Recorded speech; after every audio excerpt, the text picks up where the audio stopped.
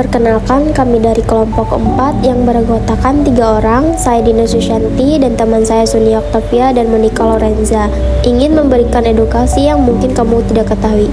Yuk kita simak sama-sama. Bayangkan hidup Anda terhambat oleh penyakit yang jarang terdengar, tetapi dapat merusak fisik dan mental, dan seringkali membuat Anda dijauhi oleh masyarakat. Ini adalah kenyataan bagi jutaan orang di dunia yang menderita penyakit-penyakit terabaikan seperti kusta, filariasis, dan thrombosia.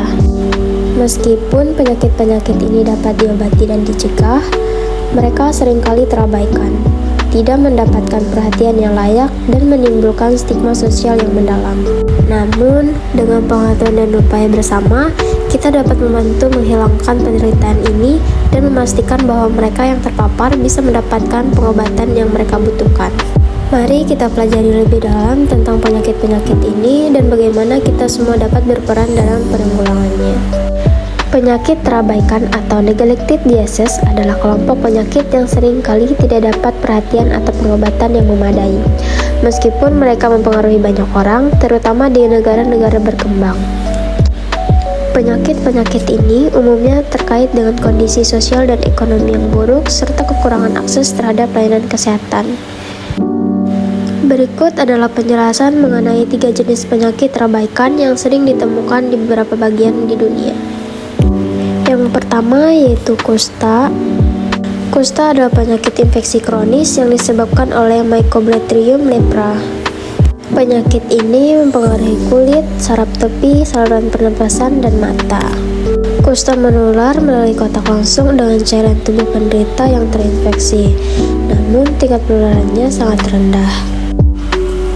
Meskipun kusta bisa diobati dengan antibiotik atau multidrug terapi atau MDT, stigma sosial terhadap penderita kusta masih sangat tinggi di banyak tempat, yang menyebabkan mereka sering dijauhi dan diisolasi. Gejala utama kusta meliputi lesi kulit yang tidak terasa sakit, mati rasa di bagian tubuh yang terinfeksi, kerusakan saraf yang menyebabkan kelumpuhan dan deformitas. Jika tidak diobati, kusta dapat menyebabkan cacat fisik yang permanen. Namun, dengan pengobatan yang tepat, kusta bisa sembuh dan penderita dapat menjalani hidup normal.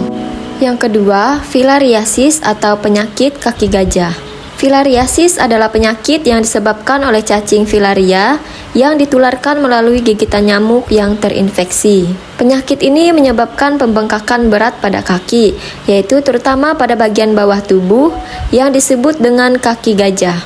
Penyakit ini lebih umum di daerah trofis dan subtrofis, dan jika tidak ditangani dengan baik bisa menyebabkan kecacatan fisik dan gangguan sosial yang serius. Gejala awal dari filariasis meliputi demam, pembengkakan pada kelenjar getah bening, pembengkakan parah pada kaki, tangan, atau alat kelamin. Filariasis dapat diobati dengan obat-obatan antifarasit untuk membunuh cacing penyebab penyakit. Namun, pencegahan melalui pengendalian vektor nyamuk sangat penting untuk mengurangi penularan. 3. Frambosia atau YAV. Frambosia adalah infeksi kulit kronis yang disebabkan oleh bakteri Treponema vertenoe, yang merupakan jenis bakteri yang sama dengan penyebab spilis, tetapi tidak menular melalui hubungan seksual. Penyakit ini umumnya menyerang kulit dan tulang, dengan gejala awal berupa luka berwarna merah atau keunguan, yang kemudian berkembang menjadi luka terbuka.